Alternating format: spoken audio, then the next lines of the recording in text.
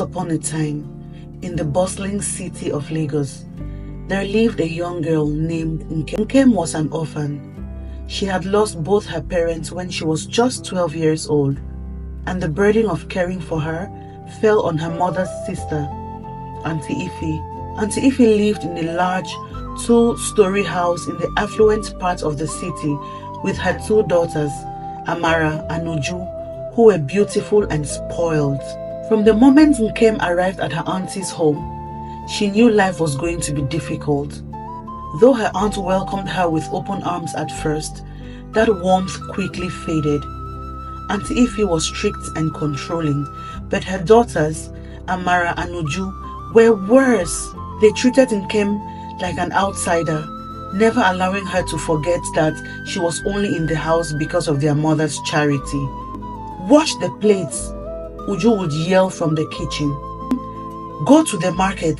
I don't like that place," Amara would command whenever she wanted something. Nkem, though tired and often exhausted from all the household chores, never complained. She had nowhere else to go. In her heart, she believed that one day her situation will change. She kept her dreams hidden. Dreams of becoming a successful woman, of finding love, and of living a life where she wasn't treated like a servant. But for now, those dreams seemed distant. One afternoon, while scrubbing the floor, Nkem overheard a conversation between Amara and her mother.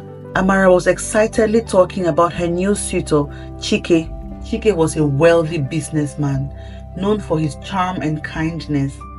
He was tall, handsome, and had just returned from abroad after completing his studies.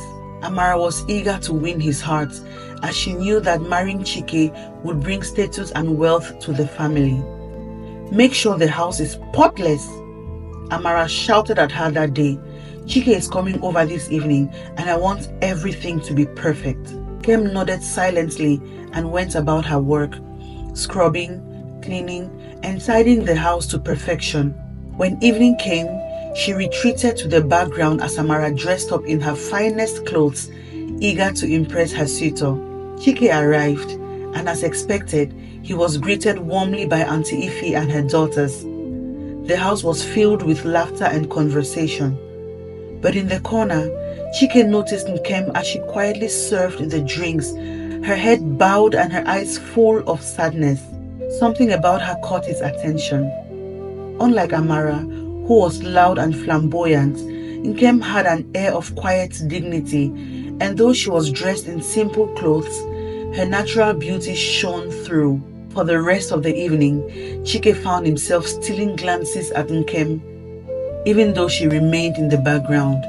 There was something about her that intrigued him. When he left that night, he couldn't stop thinking about the quiet girl who had served him with such grace.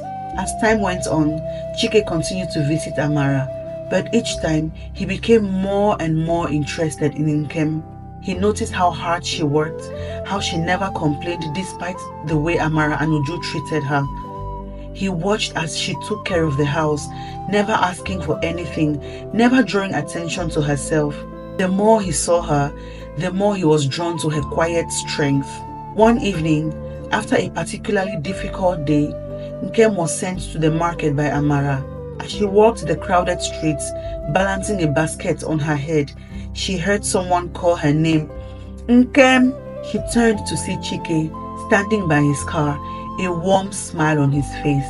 "Chike, good evening, sir," she greeted him, surprised that he even remembered her name. "Please, just call me Chike," he said, stepping closer. "Are you headed to the market?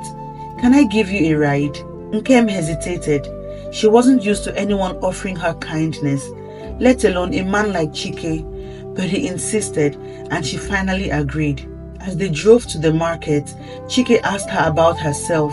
For the first time, someone was interested in her story, her dreams, her struggles, and her hopes for the future. Nkem found herself opening up to him, telling him about her parents, about living with her aunt, and how she longed for a better life. Chike listened intently, and when they reached the market, he said something that caught her off guard. Thanks for listening this far. If you enjoy the story, please click the like button, leave your comments, click on the share button and share with your contacts. Also, please subscribe and turn on your post notification for further videos. Thank you. Now, back to the story. You are stronger than you realize. You deserve more than the life you've been given. Don't ever let anyone make you less than what you are. His words touched her deeply, but Nkem didn't know what to make of them. She was just the house girl, the one who served others, while Amara was the one who deserved someone like Chike. Or so she thought. Weeks passed, and Chike continued to visit Amara, but his heart had shifted. It was Nkem who filled his thoughts, not Amara. He admired Nkem's humility, her resilience, and her beauty, which shone from within. Amara, on the other hand, had grown impatient. She expected Chike to propose, but he had not made any moves in that direction. She complained to her mother, "Mama, Chike hasn't proposed yet too. What is he waiting for?" Auntie Ify was equally confused. She had been certain that Chike would marry Amara, but something seemed off. Little did they know that Chike had fallen in love with Nkem. One fateful evening, Chike made his decision. He went to visit Auntie Ify and asked to speak with her in private. Amara and Uju, excited, waited outside, assuming that the proposal was finally happening. "I have something important to discuss," Chike began, his voice steady. Auntie Ify smiled, already assuming she knew what he wanted to say. "Yes, Chike, go on.